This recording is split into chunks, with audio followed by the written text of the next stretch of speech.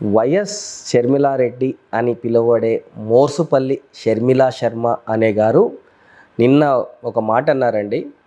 పులి కడుపున పులే పుడుతుంది, పులి బిడ్డను నేను అని చెప్పారండి. పులి కడుపున పులే పుడుతుంది అన్నప్పుడు వైఎస్ఆర్ గారి ఆశయం ఒకటి ఉందండి.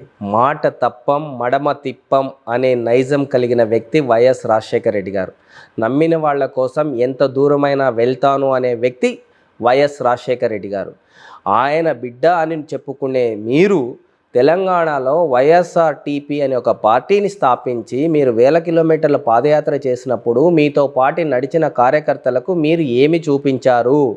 ఈరోజు మీరు తెలంగాణ కాంగ్రెస్ పార్టీ వైఎస్ఆర్టీపీని ఏమైనా కాంగ్రెస్లో విలీనం చేసినప్పుడు మీతోటి వచ్చిన కార్యకర్తలకు ఏమైనా భరోసా కల్పించారా? వాళ్లను మీరు నట్టేట ముంచి తెలంగాణ నుంచి ఆదరబదర తెలంగాణ కాంగ్రెస్ స్ట్రాటజిస్ట్ అయిన సునీల్ కొనుగోలు చౌదరి చెప్పిన మాటలని ఆంధ్రప్రదేశ్కు మీరు పరిగెత్తుకుంటూ వచ్చి మీ యొక్క స్వార్థం చూసుకున్నారే తప్పితే మీతో పాటు నడిచిన కార్యకర్తల గురించి మీరేమైనా ఆలోచించారా? షర్మిలా శర్మ గారు, మీరు పులి కడుపున పుట్టిన పులిబిడ్డే అయితే వాళ్ళ గురించి మీరు ఖచ్చితంగా ఆలోచించేవాళ్ళు, పార్టీని విలీనం చేసేవాళ్ళు కాదు. అక్కడే కొట్లాడి అక్కడే అధికారాన్ని తెచ్చుకునేవాళ్ళు. అది రాజశేఖర రెడ్డి గారి నైజం. రాజశేఖర రెడ్డి గారు 2 సార్లు పీసీసీ ప్రెసిడెంట్గా ఉన్నప్పుడు కూడా ఆయనకి ఎంతోమంది అపోజిషన్ వచ్చినా కూడా ఆయన అభిమానులు ఎటువంటి ఇది కాకోకుండా అభిమానులు కాపాడుకుంటూనే ఉన్న కాంగ్రెస్లోనే ఫైట్ చేసుకుంటూ 99లో ఆల్మోస్ట్ అధికారం వచ్చింది అనుకున్న రోజుల్లో అధికారం రాకపోయినా అపోజిషన్ లీడర్గా ఒక సుదీర్ఘ పాదయాత్ర చేసి 2004లో 2009లో ఆంధ్రప్రదేశ్కి అధికారాన్ని తీసుకురావడమే కాకుండా కాంగ్రెస్ని 2 సార్లు నేషనల్లో అధికారంలో నిలబెట్టిన వ్యక్తి వైఎస్ రాజశేఖర రెడ్డి గారు. అది ఆయన నైజం. ఆయన నైజంని పంచుకొని పుట్టిన వ్యక్తే వైఎస్ జగన్మోహన్ రెడ్డి గారు. కాబట్టి రాజశేఖర రెడ్డి గారు చనిపోయిన వెంటనే రాజశేఖర రెడ్డి గారి పేరుని ఎఫ్ఐఆర్లో రాశారని, జగన్మోహన్ రెడ్డి గారి పైన అక్రమ కేసులు పెట్టారని బయటికి వచ్చిన జగన్మోహన్ రెడ్డి గారు 16 నెలలు జైల్లో ఉన్నా కూడా మొక్కవోని దీక్షతో ఎంతమంది ఆయన పైన టార్గెట్ చేసినా కూడా ఇంచెత్ కూడా ఏమాత్రం చెదరకోకుండా ప్రజల కోసం కష్టపడ్డాడు. వైఎస్ రాజశేఖర రెడ్డి గారి ఆశయాలను ప్రజలకి తీసుకెళ్లాలనే దీక్షతో పనిచేశాడు. కాబట్టి 2014లో అధికారం ఇవ్వకపోయినా 2019 వరకు కొట్లాడి ప్రజలతో కలిసి పోరాటాలు చేసి అధికారాన్ని తెక్కించుకున్నాడు. అది రాజశేఖర రెడ్డి గారి బిడ్డ అంటే. రాజశేఖర రెడ్డి గారి బిడ్డ అంటే జగన్మోహన్ రెడ్డి గారు నిరూపించుకున్నారు. మీరు 2 రోజులు తెలంగాణలో పార్టీ పెట్టారు, 2 రోజుల ముందర కాంగ్రెస్లో దాన్ని విలీనం చేశారు. ఇప్పుడు ఏదో ఆదరబాదర ధృతరాష్ట్ర కౌశల్లో సునీల్ కొనుగోలు చౌదరి, చంద్రబాబు నాయుడు గారు చెప్పే స్క్రిప్ట్ను చదవడానికి మీరు ఇక్కడ ఆంధ్రప్రదేశ్లోకి వచ్చారు తప్పితే మీకు వైఎస్ రాజశేఖర రెడ్డి గారి అభిమానుల పైన కానీ వైఎస్ రాజశేఖర రెడ్డి గారి ఆశయాల పైన కానీ ఎటువంటి ఇది లేదు. మీకు అధికారం కావాలనే ఒక ఇది కనిపిస్తుందే తప్పితే మీకు ఆశయ సాధనలో ఎటువంటి ఇది కనిపించట్లేదు. రెండోదండి, జలయజ్ఞం. రాజశేఖర రెడ్డి గారు జలయజ్ఞాన్ని ఒక యజ్ఞంగా చేశాడు. జగన్మోహన్ రెడ్డి గారు జలయజ్ఞాన్ని విస్మరించారు అని మోర్సుపల్లి షర్మిలా శర్మ గారు అంటున్నారండి. జలయజ్ఞాన్ని విస్మరించారు అని మీరు ఎలా చెప్తున్నారమ్మా?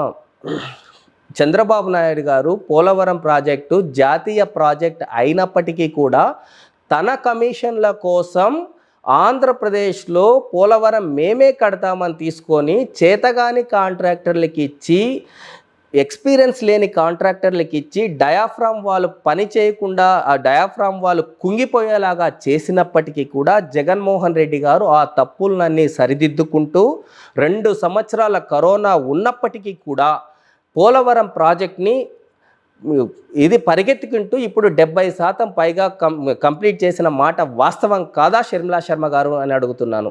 ఇదే కాదండి, ఏదైనా ప్రాజెక్ట్ కట్టేటప్పుడు ప్రాజెక్ట్ ఒకటే కాదండి, దానికి సంబంధించి R&R ప్యాకేజెస్, అక్కడ మునక ప్రాంతంలో ఉన్న ప్రజలకు చూపించాల్సిన ఇండ్లు, వాళ్ళకి రావాల్సిన పారితోషికం ఏదైతే ఉందో దానిపైన కూడా కాన్సన్ట్రేట్ చేయాల్సి ఉంటుంది. చంద్రబాబు నాయుడు గారు 5 ఏళ్ళు గవర్నమెంట్లో ఉన్నప్పుడు దీనిపైన ఎటువంటి శ్రద్ధ చూపించలేదు. జగన్మోహన్ రెడ్డి గారు R&R ప్యాకేజీని కంప్లీట్గా సెంట్రల్ గవర్నమెంట్ ఇవ్వాలని ఆ డేటా అంతా సబ్మిట్ చేసి సెంట్రల్ గవర్నమెంట్ మీద ప్రెజర్ చేసి వాళ్ళకి కావాల్సిన ఇళ్ల నిర్మాణాలన్నీ కంప్లీట్ చేశాడు. ఇదే కదండి, పోలవరం ప్రాజెక్ట్ అయిపోతానే అక్కడ ఏంటంటే ఒక హైడల్ పవర్ ప్రాజెక్టు కూడా తీసుకురావాలనేసి ఆ ప్రాజెక్టులో ఉంది. అది స్టేట్ గవర్నమెంట్ చేయాల్సిన ప్రాజెక్టు. దాన్ని కూడా జగన్మోహన్ రెడ్డి గారు ఇప్పుడు 90% పైగా కంప్లీట్ చేశారు. ఇదొక్కటే కాదు, పోలవరం ఒక్కటే కాదు, జలయజ్ఞం అంటే జగన్మోహన్ రెడ్డి గారు జలయజ్ఞానికి ఎనలేని ప్రయారిటీ ఇస్తున్నాడు. ఈరోజు జగన్మోహన్ రెడ్డి గారు సంగం బ్యారేజ్ని తనే శంకుస్థాపన చేసి కంప్లీట్ చేసి ప్రజలకు అందించాడు. నెల్లూరు బ్యారేజ్ని తనే శంకుస్థాపన చేసి తనే పూర్తి చేసి ప్రజలకు అందించాడు. ఎప్పటి నుంచో తరతరాలుగా ఉన్న వెలుగొండ ప్రాజెక్టు ఎంతోమంది ముఖ్యమంత్రులకు అయినా కూడా కంప్లీట్ కాని ఒక వెలుగొండ ప్రాజెక్ట్ టనల్ 1, టనల్ 2ని జగన్మోహన్ రెడ్డి గారు మొక్కవోని దీక్షతో ఈరోజు కంప్లీట్ చేసి నీళ్ళందించడానికి రెడీ అయిపోయారు. కొద్ది రోజుల్లోనే వెలుగొండ ప్రాజెక్ట్ని ప్రజలకు అంకితం చేయబోతున్నారు. అవకు టన్నల్ ప్రాజెక్ట్ రాజశేఖర రెడ్డి గారి కలలు కన్న ప్రాజెక్ట్. రాయలసీమలో కర్నూలు జిల్లాలో ఒక మంచి ఎడారి లాంటి ప్రాంతాల్లో వాటర్ అవసరాల కోసం పెట్టిన అవకు టన్నల్ ప్రాజెక్ట్ని జగన్మోహన్ రెడ్డి గారు పూర్తి చేసి ప్రజలకు అందించారు. ఇది జగన్మోహన్ రెడ్డి గారు అంటే. ఇదే కాదండి, జగన్మోహన్ రెడ్డి గారు పోతిరెడ్డిపాడు హెడ్ రెగ్యులేటర్ ద్వారా రాయలసీమకి ఇవ్వాల్సిన వాటర్ ఏదైతే రాజశేఖర రెడ్డి గారు తీసుకొని వచ్చారో దానివల్ల వచ్చే టీఎంసీల సామర్థ్యం రాయలసీమకు సరిపోవట్లేదనేసి ఈరోజు రాయలసీమ లిఫ్ట్ ఇరిగేషన్ ప్రాజెక్ట్ అనేది కూడా తీసుకొచ్చాడు. రాయలసీమ లిఫ్ట్ ఇరిగేషన్ ప్రాజెక్టు కాకూడదు అనేసి అటుపక్క తెలంగాణ, ఇటుపక్క చంద్రబాబు నాయుడు కుటిల రాజకీయాలు, కుటిల లాయర్లు వేసిన పిటిషన్లు అన్నీ కూడా కోర్టులో రిజాల్వ్ చేసుకుంటూ రాయలసీమ లిఫ్ట్ ఇరిగేషన్ ప్రాజెక్టును కూడా 70 నుంచి 75% కంప్లీట్ చేశాడు. ఇవన్నీ మోర్సుపల్లి షర్మిలా శర్మ గారు మీకు ఒక సునీల్ కొనుగోలు చౌదరి కళ్ళతో చూస్తేనో లేకపోతే ఒక ధృతరాష్ట్ర కౌగుల్లో ఉన్న చంద్రబాబు నాయుడు కళ్ళతోనూ చూస్తేనే కనిపించవమ్మా. మీరు ఒక రాజశేఖర రెడ్డి గారి బిడ్డగా వచ్చో, లేకపోతే వైఎస్ఆర్ అభిమానిగా వచ్చో, లేకపోతే ఆంధ్రప్రదేశ్ ఆడబిడ్డగా వచ్చో చూస్తే మీ కళ్ళకు మీవన్నీ కనిపిస్తాయి. కానీ మీరు ఎంతసేపు చంద్రబాబు గారు స్క్రిప్ట్ చదవడానికి ఆంధ్రప్రదేశ్లోకి వచ్చి ఉంటే మీ మాటలు నమ్మడానికి ఆంధ్రప్రదేశ్ ప్రజలు లేరు ఇక్కడ. ఇంకోటి కూడా చెప్తున్నాను, మీరు ఈరోజు వైఎస్ఆర్ బిడ్డ అని ఏదేదో చెప్పుకుంటున్నారు. ఫస్ట్ ఆఫ్ ఆల్ మీరు ఎక్కడికైనా పోతే అక్కడ కట్టే ఫ్లెక్సీలు ఒకసారి చూడండి అమ్మా. మీరేమో వైఎస్ఆర్ బిడ్డ షర్మిల అని రాసుకుంటున్నారు, కానీ ఆ ఫ్లెక్సీలో ఎక్కడ కూడా వైఎస్ రాజశేఖర రెడ్డి గారి ఫోటో ఎక్కడా కూడా లేదు. 2 సార్లు కంబైండ్ ఆంధ్రప్రదేశ్కి ముఖ్యమంత్రి అయినటువంటి రాజశేఖర రెడ్డి గారి ఫోటో లేకోకుండా మీరు ఫ్లెక్సీ చేసుకుంటూ నేను వైఎస్ఆర్ బిడ్డనని ఎలా క్లెయిమ్ చేసుకోగలుగుతున్నారు మీరు? ఒకసారి మీ ఫ్లెక్సీలు ఎప్పుడైనా చూసుకున్నారా? మీ కాంగ్రెస్ వాళ్ళు కట్టే ఫ్లెక్సీలు ఎప్పుడైనా చూసుకున్నారా? ఇంకొకటి కూడా నేను అడుగుతున్నాను, సూటిగా అడుగుతున్నా షర్మిల గారు మిమ్మల్ని. ఈరోజు ప్రత్యేక ఆంధ్రప్రదేశ్కి ఇవ్వట్లేదు అంటున్నారు. ఇదే కాంగ్రెస్ పార్టీ 2009 ముందర 2014 ముందర కాంగ్రెస్ పార్టీ ఆంధ్రప్రదేశ్ని విభజించేటప్పుడు తెలంగాణను ఆంధ్రప్రదేశ్ను విభజించేదానికి ఇచ్చిన గెజిట్ని 10 సంవత్సరాల పాటు మేము ప్రత్యేక హోదా ఆంధ్రప్రదేశ్కు కూడా ఇస్తున్నాము అని ఆ రోజే ఎందుకు ప్రకటించలేకపోయారు?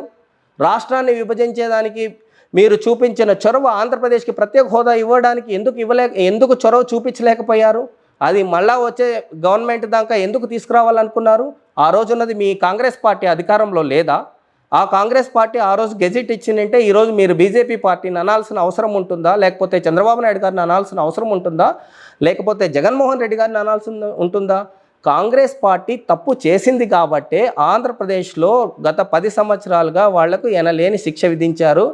ఏదో అంతో ఇంతో విశ్వసించి 10 సంవత్సరాల తర్వాత ఇప్పుడు తెలంగాణలో మీకు కాంగ్రెస్కి అధికారం ఇచ్చారు.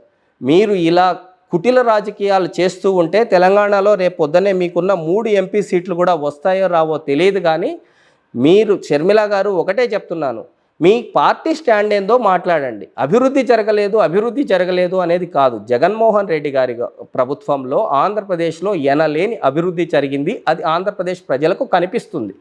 మీరు మీ పార్టీ స్టాండ్ని మీరు చెప్పి మీరు ప్రజల్లోకి వెళ్ళడానికి ప్రయత్నించండి.